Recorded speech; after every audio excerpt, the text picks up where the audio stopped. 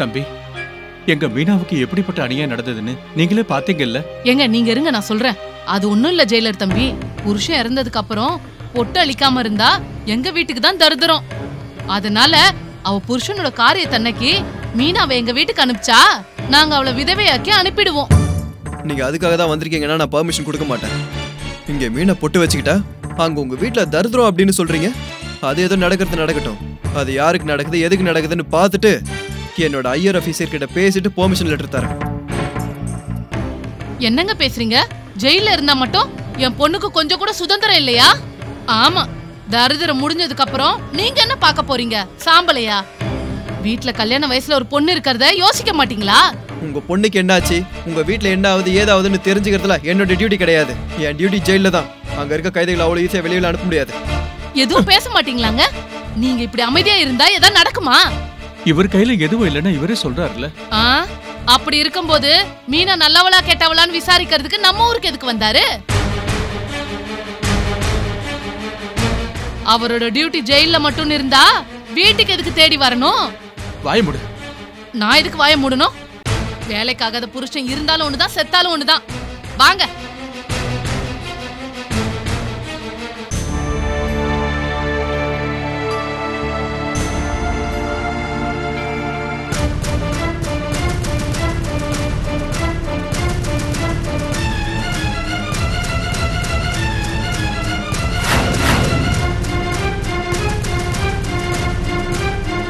ஷாம், எதுக்காக இவ்வளவு கோவப்படுற?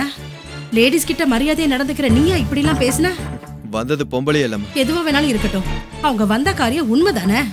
போஸ் இறந்ததுக்கு அப்புறம் மீனா பொட்டு வைக்காம இருக்கிறது தானே சம்பிரதாயம். ஏமா நீங்களும் அந்த மூட நம்பிக்கையில நம்புறீங்களாமா? எதுடா மூட நம்பிக்கை? இது காலகாலமா நடக்கிற சம்பிரதாயம். மனு தர்ம சாஸ்திரப்படி புருஷன் இறந்ததுக்கு அப்புறம் பொண்டாட்டி விதவையா இருக்கிறது தான் சாஸ்திரம். ஒரு தடவை அந்த சம்பிரதாயத்துல ஓரங்கட்டி யோசிச்சு பாருங்கம்மா. எது நியாயம்னு உங்களுக்கே தெரியும். பொண்ணு பிறந்த உடனே பெத்த தாய் தான் அவளுக்கு பொட்டு வைப்பாங்க. வளையல் பூ கூட அம்மா தாம்மா கொடுப்பாங்க. அது பொண்ணுங்களுக்கு பொறப்புல கொடுக்கற அலங்காரம் இல்ல, அவங்க உரிமை. ஆனா இந்த உரிமை புருஷன் இருக்கிற வரைக்கும் மட்டும் தான்டா. அதுதான் எதுக்குன்னு கேக்குறேன். புருஷன் இறந்த உடனே பொண்டாட்டியை விதவையாக்கணும்னு எதுக்காக நினைக்கிறீங்க? வேணும்னா அந்த பொண்ணு கழுத்துல இருந்து தாலி சரடவனா எடுத்துட்டு போக சொல்லுங்க. அதை விட்டுட்டு இந்த அநாகரிகத்துல என்கரேஜ் செய்யக்கூடாதுமா. ஆனா நீ ஒருத்த மட்டும் இத மறுத்தா சம்பிரதாயம் மாறிடுமாடா? மீனா ஒருத்தி மட்டும் விதவ குளத்துல இல்லனா அந்த சம்பிரதாயம் எல்லாம் மாறிடுமாடா? இந்த விஷயம் எனக்குள்ளேயே எரிஞ்சுக்கிட்டு இருக்கு. இது இப்ப மீனாட்சி வரைக்கும் வந்ததுனால தான் நான் பேசுறேன். பொட்டு பூ வளையல் இதெல்லாம் வச்சுக்கிட்டா அப்பாவுக்கு பொண்ணுன்னும் புருஷனுக்கு பொண்டாட்டின்னு நினைச்சு ஆம்பளைங்க அவங்க மேல கண்ணு வைக்கிறதுக்கே பயப்படுவானுங்க. அதுவே பொட்டை எடுத்து வெள்ளை சிலையை கட்டி தெருவில் அனுப்புனா அவளுக்கு யாரோட ஆதரவு இல்லைன்னு எல்லாருக்கும் அவன் மேலதான் இருக்கு. வாய்ப்பு கிடைச்சா அதை பயன்படுத்த கூட தயங்க மாட்டானுங்க.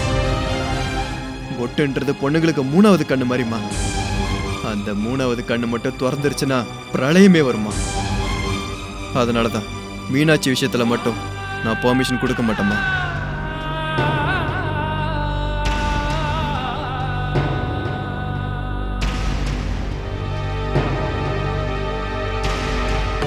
என்னவா நீ சொல்ற? பொட்டு அழிக்கிறதுக்கு பர்மிஷன் கொடுக்க மாட்டாங்களா? இப்ப என்ன பண்றது? என்ன பண்றதுனா இப்போ இதெல்லாம் தேவையா? அப்படின்னா உன் கழுத்துல தாலி ஏறினதே தவிர நீ உன் புருஷனோட சேர்ந்து குடும்பமும் நடத்தல, குழந்தையும் பெத்துக்கல. வேணும்னா அவர் கட்டின தாலியை கழட்டிடு. அதை விட்டுட்டு பிறந்ததுல இருந்து வச்சிருக்கிற பொட்டை அழிக்கணும்ன்றது அவசியம் இல்ல. அவ்வளவுதானா? அவ்வளவுதானா கல்யாணத்தோட அர்த்தம்? டாக்டர் சார் என்ன தொட்டாலே நான் அவருக்கு சொந்தமானவ தானா? இல்லனா இல்லையா? எந்த சுகத்தையும் அனுபவிக்காத நீ இன்னும் எதுக்கு மீனா பூவு பொட்டு வளையல் இல்லாம ஒரு விதவையா இருக்கணும் நீ ஏன் யோசிக்கிற? எதுக்காகனா நான் அவர் கூட சேர்ந்து 7 அடி நடந்திருக்கேன். அந்த 7 அடி உன் நெத்தியில தான் விழுந்திருக்கு. அது பாதாள வரைக்கும் போயிருக்கு. பத்தலையா? வாணி, அது கடவுள் பண்ண தப்பு. அது இல்ல மீனா, இப்போ உனக்கு என்ன வயசாய் போச்சு சொல்லு. ஜெயிலர் சாரே உன்னை தண்டனையில இருந்து விடுவிச்சு வெளியில கூட்டிட்டு வரேன்னு சொல்லிருக்காரு. உனக்கு இன்னும் நிறைய வாழ்க்கை இருக்கு. இப்பவே எல்லாத்தையும் விட்டுட்டு சன்னியாசி மாதிரி வாழணும்னு தலையெழுத்தா என்ன? அது தலையெழுத்து இல்ல, நான் இப்படிதான் வாழணும்னு இருக்கு. என் டாக்டர் சார் என்னோட இருந்தா நான் வச்சிருக்கிற இந்த பொட்டுக்கு ஒரு அர்த்தம் இருந்திருக்கும். என் கைக்கு போட்டுக்கிட்ட வளையல் சத்தத்துல என் இதய துடிப்பும் சேர்ந்து இருக்கும். பூ வச்சுக்கிட்டா 10 பேரு என்ன புண்ணியவதியா பாப்பாங்க. அதுக்காக தான் வாணி, வாழ்நாள் பூரா துணையா இருக்கேன்னு சொன்ன மனுஷனே போனதுக்கு அப்புறம் இந்த அழகு ஆபரணங்கள்லாம் எதுக்காக சொல்லு? நீ இன்னும் எந்த காலத்துல இருக்க மீனா?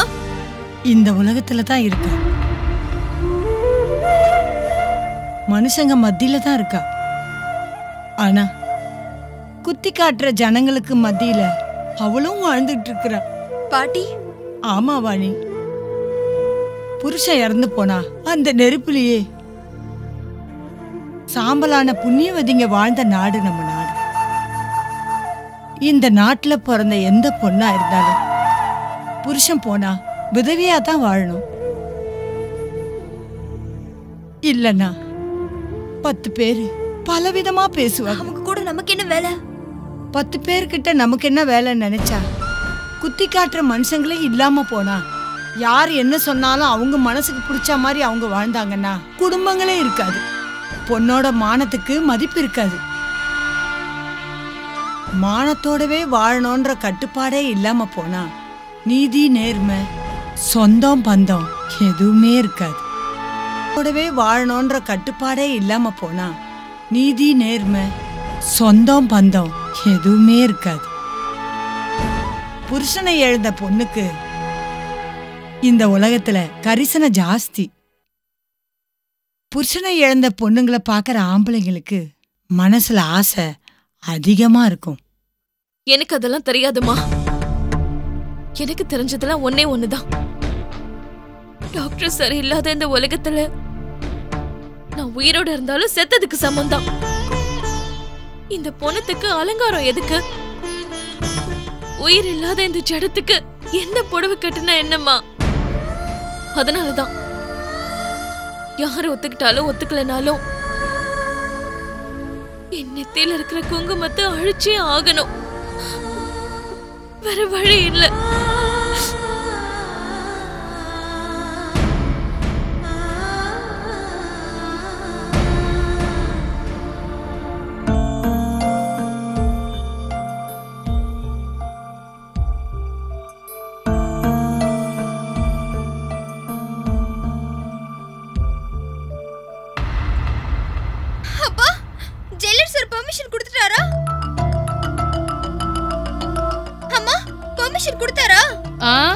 என் கையால் ஆகாத புருஷன் மாதிரி அங்கேயும் ஒரு ஜெயிலர் இருந்தாரு.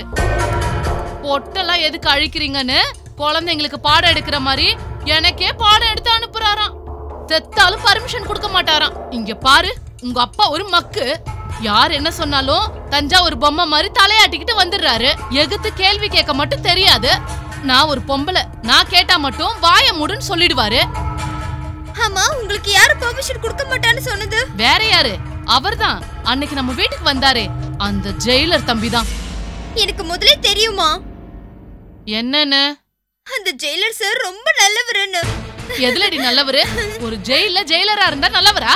ஒரு ராஜாங்கத்துக்கே ராஜாவா இருக்கிற மாதிரி பில்டப் கொடுக்கறாரு. இதுவே நம்ம ஊரா இருந்தா சட்டைய புடிச்சு கேள்வி கேட்டு பர்மிஷன் வாங்கிருப்பேன்.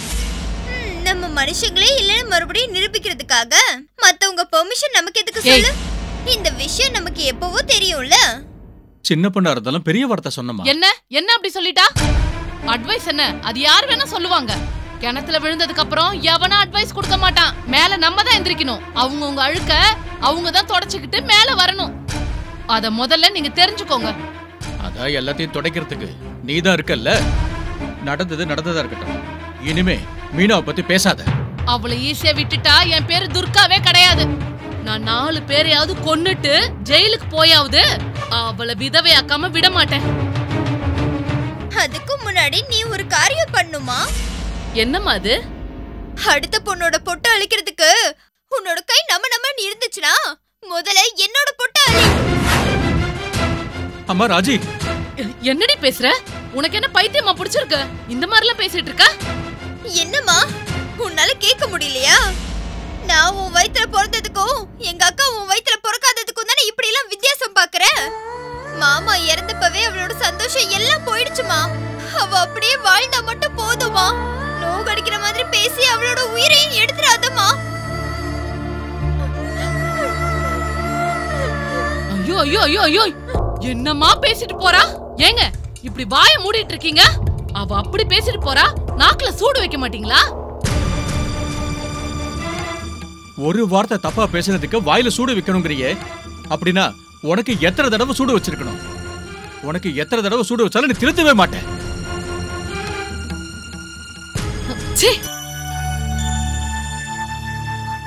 சார், அம்மா வந்திருக்காங்க. அம்மாவா? வர சொல்லுங்க.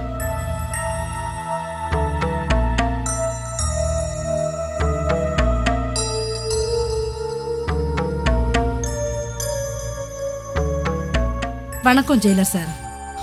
என்னம்மா இதெல்லாம்? என்னோட பேரு சுமித்ரா தேவி. மீனாங்கிற கைதியை பத்தி நான் ஜெயிலர் சார் கிட்ட பேச வந்திருக்கேன். ஓஹோ, அப்படின்னா உக்காருங்க மிஸ்ஸஸ் சுமித்ரா தேவி.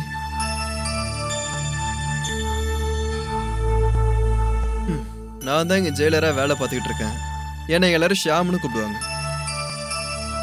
சொல்லுங்க, நீங்க என்ன விஷயத்துக்காக இந்த ஜெயிலுக்கு இந்த ஜெயிலரை பார்க்க வந்திருக்கீங்க? இத படிச்சீங்கன்னா உங்களுக்கே புரியும்.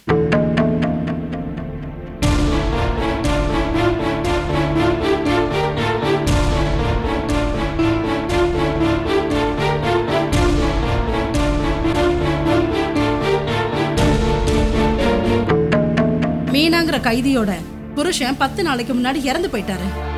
இந்த நாட்டுல இருக்கிற இந்து மக்களோட சாஸ்திரப்படி அந்த சாஸ்திரத்தை மதிக்கணுங்கிறதுக்காக அந்த பொண்ணுக்கு செய்ய வேண்டிய சடங்க செய்யறதுக்கு ஒரு பொண்ணை நான் முன்ன வந்திருக்கேன். நீங்க பர்மிஷன் கொடுக்கலங்கிறதுக்காக உங்களோட ஹையர் ஆபீசர் கிட்ட இருந்து பர்மிஷன் வாங்கிட்டு வந்திருக்கேன். அதுதான் இந்த லெட்டர். ஒரு பொண்ணா இருந்துட்டு இன்னொரு பொண்ணை பொட்டு இல்லாம பாக்குறதுக்கு நீங்க எவ்வளவு ஆர்வமா இருக்கீங்கன்னு நல்லா புரியுதுமா. கடவுள் கொடுத்த பூவையும் வளையலையும் நிரந்தரமா போடவே கூடாதுன்றதுக்காக உங்களால முடிஞ்சது நீங்க செய்யறீங்க. நீங்க இவ்வளவு இலக்காரமா பேச வேண்டிய தேவையில்லை ஜெயிலர் சார். நான் அந்த பொண்ணை இந்த ஊர் உலகம் கேவலமா பேசக்கூடாதுங்கிறதுக்காக இதை செய்யறேன். இந்த உலகம் அவளை வேற விதமா பேசக்கூடாதுங்கிறதுக்காகவும் தான். ரொம்ப நல்ல காரியம் பண்ணிருக்கீங்க. இங்க பாருங்க மிஸ்ஸஸ் சுமித்ரா தேவி, அந்த ஊர்ல தான் நீங்களும் இருக்கீங்கன்றத மறந்துடாதீங்க. உண்மைதான், நானும் தான் இருக்கேன். ஆனா நான் மட்டுமே இல்லையே. இதெல்லாம் நாகரிகமானதுன்னு நீங்க நினைக்கிறீங்களாமா? காலகாலமா நடக்கிற சம்பிரதாயங்களை மாத்துறதுதான் நாகரிகம்னு நீங்க நினைச்சிட்டு இருக்கீங்களா? தப்பு பண்றவங்கள பிடிச்சி இந்த ஜெயில போட்டா தப்பே பண்ணாத ஒரு பொண்ணை நீங்க இன்னொரு ஜெயில பிடிச்சு போட பாக்குறீங்க. நீங்க செய்யறது சட்டத்தை காப்பாத்துறதுக்காக, நாங்க செய்யறது சம்பிரதாயத்தை காப்பாத்துறதுக்காக. சம்பிரதாயத்தை காப்பாத்துறதுக்காக ஒரு பொண்ணோட சுகத்தையும் சந்தோஷத்தையும் அழிச்சிருவீங்களா? அது உங்களுடைய அபிப்பிராயம். அதை நான் தப்புன்னு சொல்ல முடியாது, சரின்னு சொல்ல முடியாது. நீங்க பாருங்க ஜெயிலர் சார், நீங்க ஒரு விஷயத்த மறந்துடுறீங்க. இந்த மாதிரி ஆர்குமெண்ட் எல்லாம் நீங்க வேலையை உதறி தள்ளிட்டு ஒரு அண்ணா மாதிரியோ இல்ல ஒரு காந்தி மாதிரி மாறி அப்ப அந்த நாட்டுக்கு நல்லது செய்யுங்க. நீங்க பேசுற பேச்ச இந்த மக்கள் கேட்டுட்டாங்கன்னா அன்னைக்கு நான் ஆளா நான் தான் உங்களுக்கு கிளாஸ் எடுப்பேன். ஆனாலும் நான் உங்ககிட்ட பர்மிஷன் கேட்டு வரலையே, ஆல்ரெடி பர்மிஷன் கேட்டு தான் வந்திருக்கேன். இதெல்லாம் உங்களுக்கு தெரிஞ்சுதான் நடக்குதுன்னு ஒரு கையெழுத்து மட்டும் போட்டா போதும். தேவையில்லாம வாக்குவாதம் எல்லாம் பண்ணாதீங்க. உங்கள மாதிரி ஆளுங்களுக்கு எல்லாம் பெர்மிஷன் கொடுத்தா ஆகாயத்துல இருக்கிற சூரியன் மறைஞ்சா கூட பூமாதேவி விதவைட்டான்னு நீங்க சொல்ல கூட தயங்க மாட்டீங்க. Hold your tongue mister Jailer. தேவையில்லாம உங்க கோபத்தை காட்டுறதுக்கு உங்களுக்கு சம்பந்தமே இல்லாத விஷயத்த பேசாதீங்க.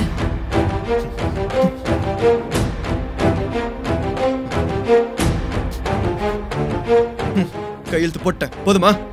பத்தாது, ஸ்டாம்ப் வைங்க. ஒடிங்க. ரொம்ப நன்றிங்கம்மா. ரொம்ப தேங்க்ஸ் புரட்சிக்காரரே.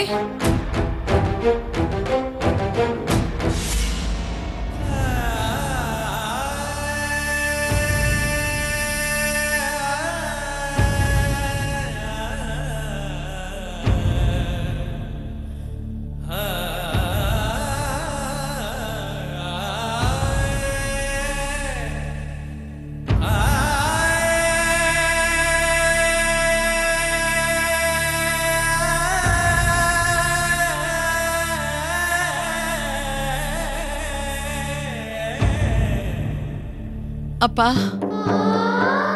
இவ்ளோ நேரமாகியும் தூங்காம என்னப்பா யோசிச்சுட்டு இருக்கீங்க? உங்க உடம்பு என்ன ஆகும்? என்ன ஆகும்? இன்னும் ஆகிறதுக்கு என்னம்மா இருக்கு?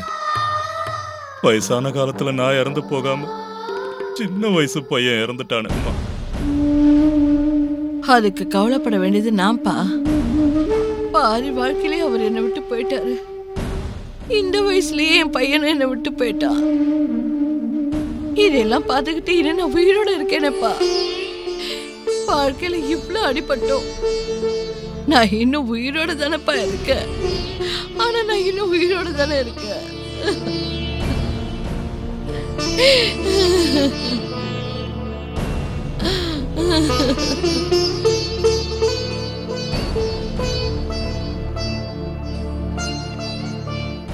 இந்த வேதனை நாளையில இருந்து என் மனசுல நிரந்தரமா தங்கிடும். 10 நாளா நம்ம கூடவே இருந்த போஸோட ஆத்மா நாளைக்கு பித்ருலோகத்துக்கு போய் சேர்ந்துரும். செய்ய வேண்டிய காரியங்களை செஞ்சு என் பேரனை நல்லபடியா பித்ருலோகத்துக்கு அனுப்புறதுக்கு எல்லா ஏற்பாடுகளையும் பண்ணிட்டோம்மா.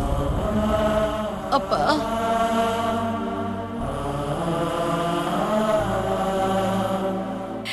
அவன் பெரிய டாக்டர் ஆகி இந்த ஊருக்கெல்லாம் இலவசமா வைத்தியம் பார்க்கும்போது நான் அவ்வளவு சந்தோஷப்பட்டேன்ப்பா. கதவு ஓரத்துல இருந்து தினமும் அதை நான் பார்த்துட்டு இருந்தேன். குணமானதுக்கு அப்புறம் அவனுக்கு எல்லாரும் பாராட்டும் போது எனக்கு ரொம்ப பெருமையா இருக்கும். சாப்பிட்டுட்டு இருக்கும்போது கூட யாராவது கதவு தட்டினா போதும் கையை கழுவிட்டு உடனே போயிடுவான். டாக்டர் ஆனதுக்கு அப்புறம் ஒரு நாள் கூட அவன் வயிறார சாப்பிட்டது இல்லப்பா. நாளைக்காவது அவன் வயிறு ரொம்பற மாதிரி அவனுக்கு சாப்பாடு வச்சுட்டு வாங்கப்பா. பிண்டத்தோட அவனுக்கு படையல் போடுங்கப்பா. அவனுக்கு படையல போடுங்க.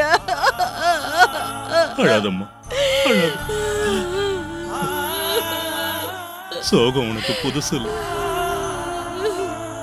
உன் பொட்டு அழிஞ்ச அண்ணில இருந்து துரதிருஷ்டம் உன்னை துரத்துதுமா. அப்படின்னா நாளைக்கு மீனாவை விடவே வைக்கிடுவீங்களா?